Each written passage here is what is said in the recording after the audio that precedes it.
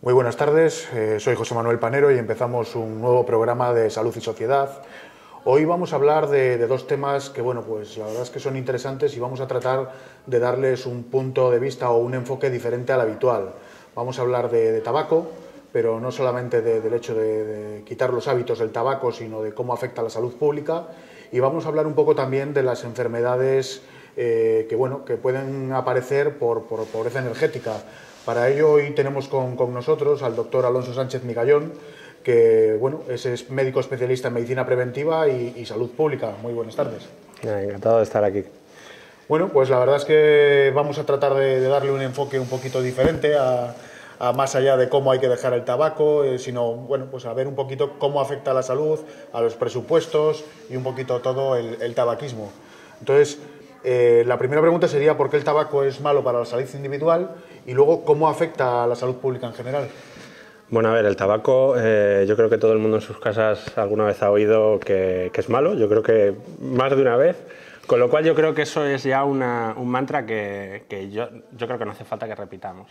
Ahora bien, yo creo que la gente en sus casas no tiene tanto en cuenta las consecuencias globales que tiene el tabaco. Y entonces yo quería venir aquí un poquito a explicarlo. El tabaco produce, de las 1000 muertes que se producen en España cada año, produce 151. En comparación con otras cosas que digamos que podemos considerar graves, como por ejemplo los accidentes de tráfico, pues estamos hablando de 15 muertes en vez de 151. El SIDA, por ejemplo, solo son 4. Y otras drogas que suelen ser ilegales, como puede ser la cocaína, la marihuana, la heroína, llegan a producir menos de una muerte de esas 1000. Con lo cual, el problema en cuanto a muertes es mucho mayor de problemas que consideramos muy, muy graves. Claro. Dentro de las muertes prevenibles, digamos, el tabaco ocupa la primera posición, la segunda sería el alcohol y la tercera la produciría el humo del tabaco, es decir, los fumadores pasivos. Se producen 50.000 muertes prematuras al año aquí en España. Si lo buscamos en un contexto de qué significa, digamos, esas 50.000 muertes, sería como si un avión todos los días lleno de pasajeros, con más de 100 pasajeros, se estrellase y todo el mundo muriese. O sea, es decir, el impacto que tiene sobre la sociedad es brutal. Produce el 90% de las bronquitis, produce el 95% de los cánceres de pulmón, además está asociado con otros cánceres, como puede ser el de vejiga, el de laringe, el de cavidad bucal, cáncer de esófago. Yo creo que al final todo el mundo, desgraciadamente, tiene un caso cercano, bien por muerte relacionada con el tabaco o una enfermedad muy grave, con lo cual al final el impacto que tiene sobre nuestra sociedad el tabaco es brutal. La verdad es que estamos hablando casi de una pandemia, porque bueno, siempre es una pandemia. Oímos hablar sobre otro tipo de drogas que bueno, pues las magnificamos muchísimo más y resulta que según los datos, al final el tabaco y el alcohol se llevan pues prácticamente todas las muertes por este tipo de causas. Yo creo que el problema principal es que son drogas que al ser de consumo ilegal la prevalencia de personas tomando esas drogas es mucho menor. Y luego además la consecuencia que tienen esas drogas es prácticamente inmediata. Por ejemplo, la heroína o la cocaína. La cocaína no tanto, pero sobre todo la heroína tiene unos efectos a corto plazo muy graves. La salud de esa persona se ve gravemente afectada y todo el mundo, digamos, en su entorno es capaz de ver las consecuencias que tiene de tomar esa droga. Sin embargo, el tabaco no tiene esa misma consecuencia a corto plazo, sino que casi todas las consecuencias son a largo plazo.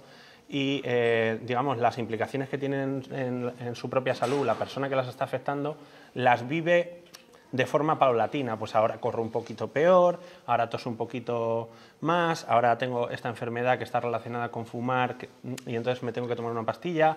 Es una cosa más paulatina y por tanto digamos que descafeinamos, entre comillas, el efecto que realmente tiene el tabaco sobre la salud de las personas. Desde el punto de vista de salud pública, ¿qué medidas se podrían tomar para minimizar un poquito, pues que estamos hablando de un montón de casos anuales? Vamos a ver, las medidas que se toman ahora mismo, yo creo que son de sobra conocidas, que son campañas de concienciación.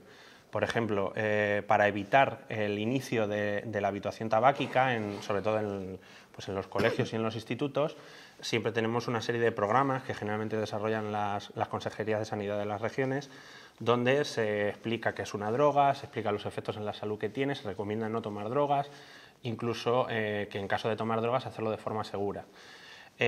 Todos estos programas, digamos que tienen un coste-efectividad relativamente bueno, pero no son todos los buenos que deberían, porque el consumo de recursos que requiere, pues requiere una persona que realiza el programa, que busca la información, luego necesitas a tutores dentro de los institutos de salud bien formados que puedan dar bien esa clase. Eso consume muchos recursos. Luego lo siguiente sería, digamos, campañas de concienciación para la deshabituación tabáquica. ¿De acuerdo? Pues con el uso de cartelería, por ejemplo, en los centros de salud. Estaríamos hablando también de campañas de marketing, a lo mejor en televisión, haciéndoles ver a la gente, bueno, cuáles son los beneficios de dejar de fumar, qué consecuencias está teniendo actualmente sobre su salud el hábito que tiene, y digamos que para paliar todos esos efectos. Esos, digamos, son los menos coste efectivos frente a este problema. Luego hay otros más coste efectivos que son relativamente fáciles de hacer, como son, por ejemplo, la publicidad en los medios, la regulación de la publicidad en los medios. Ya prácticamente no vemos campañas de tabaco en ningún sitio, ni siquiera en deportes, donde normalmente era súper común ver, no sé, Ferrari, la Fórmula 1, tal. Eso es. Entonces ya ha desaparecido, digamos, las campañas de marketing puro, pero sigue habiendo sitios donde se cuela un cigarrillo donde no debería colarse. Estamos hablando, por ejemplo, de series dedicadas al ámbito juvenil, de ciertas, digamos, héroes de la película que siguen fumando. Entonces, digamos que todavía quedan sitios donde se podría restringir el hecho de ver fumar a ciertos personajes. Otro aspecto que se podría cambiar es, por ejemplo, el de las cajetillas. En Australia se hizo un estudio para que todas las cajetillas fuesen exactamente del mismo formato y se preguntó cuál era el color más feo que podían buscar para intentar que la gente que fuese lo más desagradable posible, ¿de acuerdo?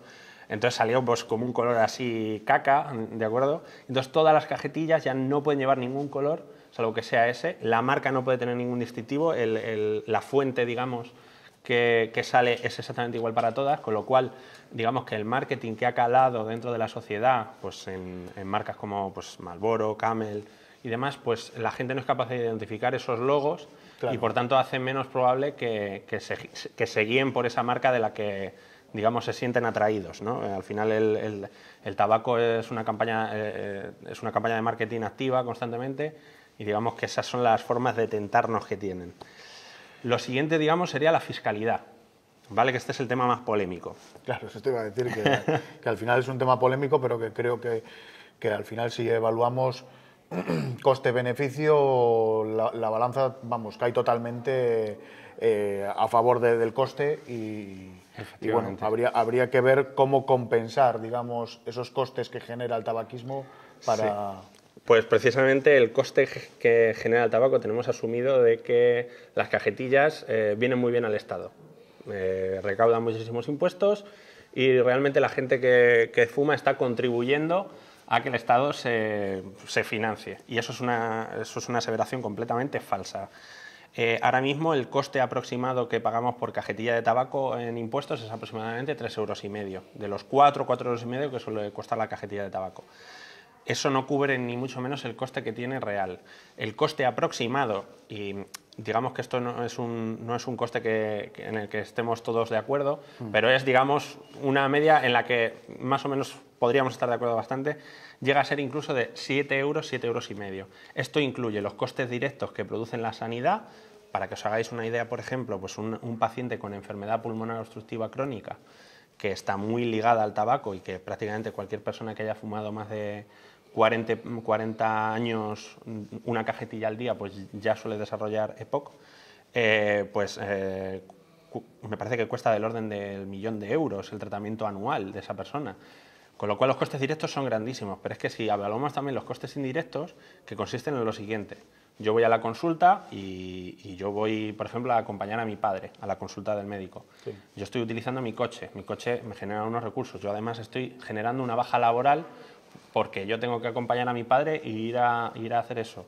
Luego todos los costes de oportunidad, digamos, que esa persona, pues a lo mejor una persona con 55 años que empieza a tener enfermedades y que al final acaba teniendo que cogerse bajas pues porque tiene muy mala salud, porque tiene que hacerse controles, chequeos, etcétera, etcétera.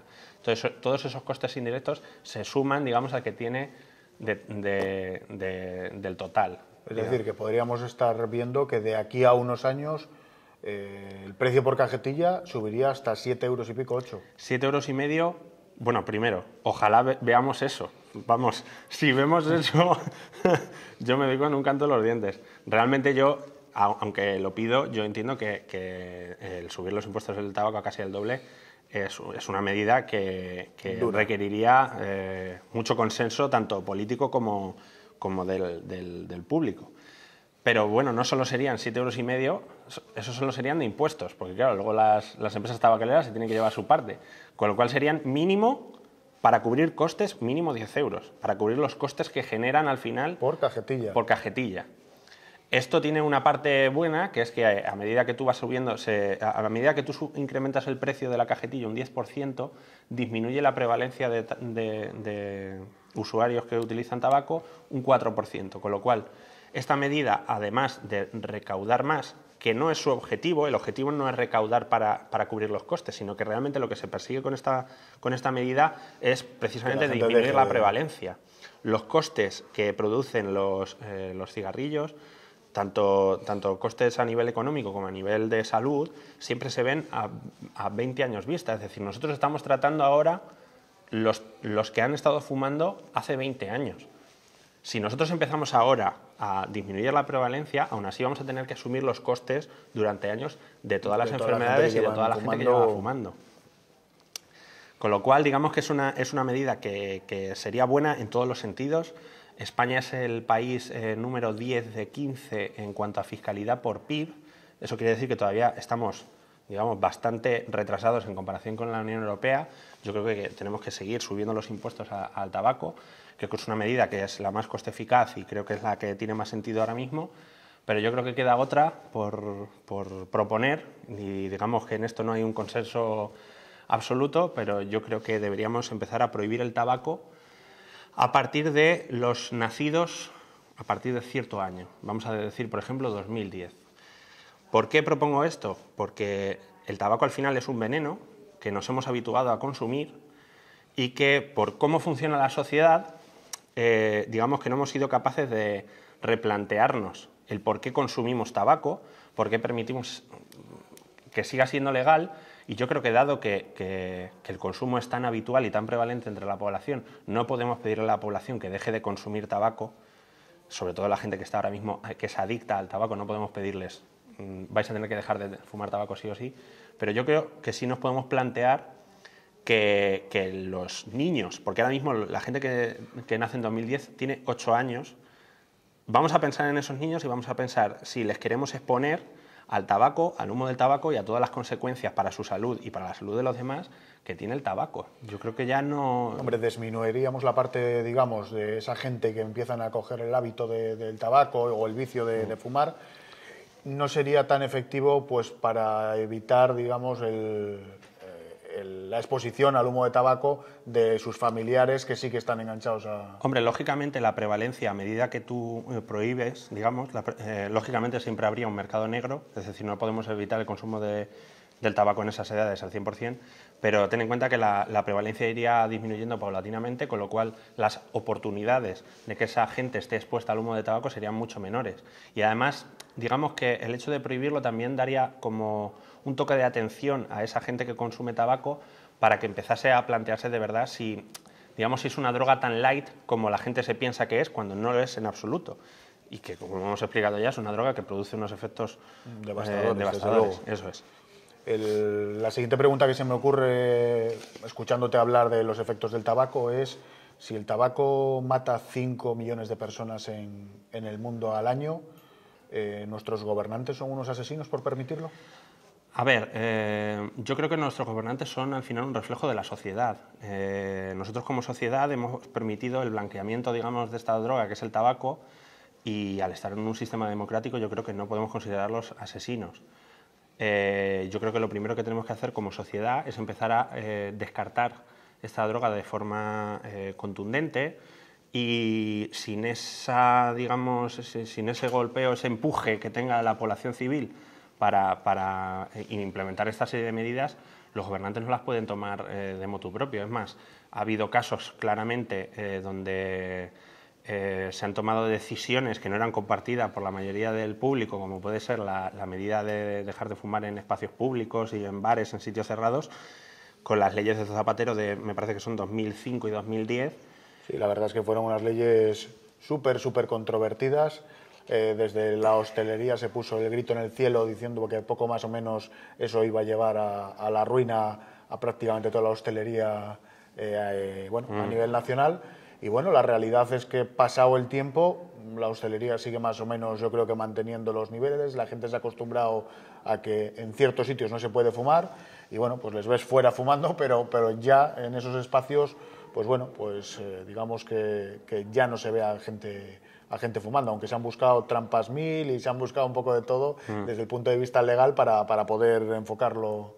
Sí, es más, yo creo que es una ley que ha tenido un éxito que no esperaba, en el sentido de que, digamos que teníamos una oposición desde el principio muy clara de parte del sector de la hostelería y resulta que ahora los trabajadores de la hostelería son los primeros que te dicen que ha mejorado su calidad de vida enormemente. Claro. La cantidad de humo de tabaco a la que se estaban exponiendo diariamente era brutal. Segunda opción, los propios fumadores. Resulta que cuando se han hecho encuestas antes de poner la ley y después, resulta que los propios fumadores apoyan esta ley con un 80% además, o sea, un apoyo prácticamente unánime, primero porque digamos que el fumador, a pesar de que le gusta inhalar tabaco, el humo del tabaco, digamos que no tiene las mismas propiedades y acaba molestándoles a muchos de ellos, con lo cual el hecho de que a lo mejor no disponer de la capacidad de fumar en un ambiente lo han cambiado por el hecho de decir, bueno, me salgo un momento, fumo, mis necesidades, digamos, están cubiertas y puedo volver a un sitio donde no voy a tener la ropa oliéndome a tabaco todo el rato, no me tengo que estar tragando el humo de todo el mundo que me está echando el humo, con lo cual el sector de la hostelería está contento, como decías tú, digamos que las previsiones eran que iba a haber una disminución brutal y realmente la única disminución que ha habido ha sido por la crisis económica, que parece que vuelve a remontar.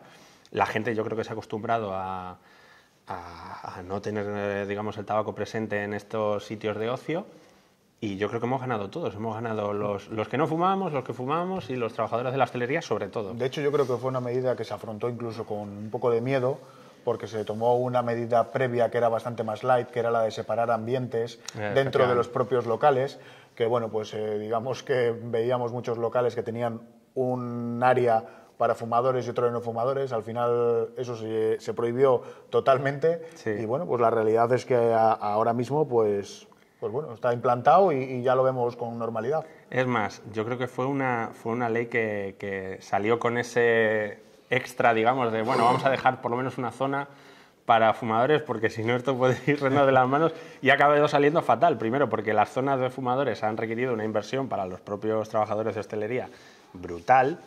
Y luego a los 5 años han tenido que deshacerse de esas inversiones y han acabado haciendo, digamos, otros espacios para, digamos, adaptarse, pero al final yo creo que precisamente esa medida de no implementar desde el principio la prohibición total ha sido peor para la hostelería. Y luego, sí, además, tenemos que tener en cuenta que yo creo que es una medida con la que hemos ganado muchísimo en todos los sentidos.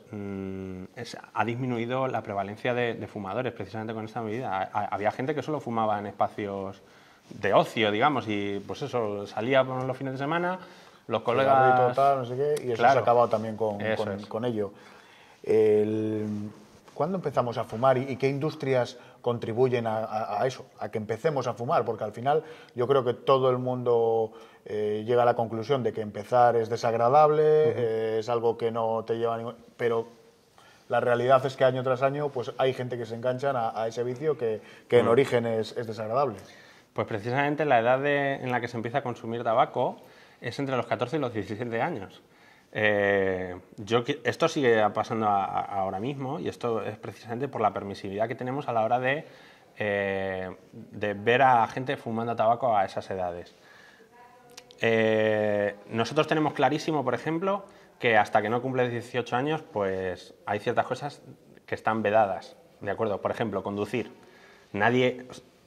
Yo creo que cualquier persona que vea a una persona de 14 años conduciendo se echa las manos a la cabeza y va enseguida a la policía. Y sin embargo, nosotros nos pasamos por instituto y vamos a los profesores fumando con los alumnos de forma habitual y nadie se echa las manos a la cabeza. Y a lo mejor deberíamos, porque estamos exponiendo a los menores y les estamos dando una capacidad para que empiecen a habituarse a una droga en una edad en la que realmente los juzgamos como si no tuviesen capacidad de decisión. Una persona con 14 años no puede votar y, sin embargo, tiene acceso al tabaco de una forma o de otra. Sí, porque al final lo consiguen.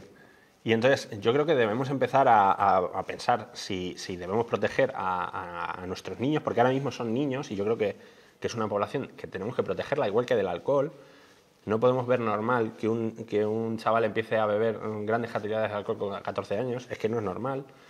Y luego, además, yo creo eso, que dado que la actitud que tiene, y sobre todo que a mí me hace plantearme una cosa, que es, si nosotros realmente fuésemos capaces de eliminar, digamos, a esa población en la que tú empiezas a fumar porque al final tienes patrones, digamos, de conducta, estás empezando a formar tu personalidad y al final lo que intentas es imitar ciertos estereotipos que tú ves reflejados, pues sobre todo en la televisión, que es al final lo que consumimos en YouTube, en las películas. Entonces, yo creo que si eliminásemos esa capacidad que tienen durante esa edad, tendríamos muchos menos iniciadores fumándose. Es más, la mayor parte de la gente nunca se inicia después de los 18 años. ¿Por qué? Pues porque al final decimos, bueno, pues ya tenemos cierto criterio, tenemos una serie de consecuencias, dices, si yo empiezo a fumar ahora. Entonces tenemos que darnos cuenta también digamos, de en qué momentos ponemos a los niños a esto. Las industrias que más digamos, promueven ahora mismo el tabaco son precisamente pues, el cine y la televisión.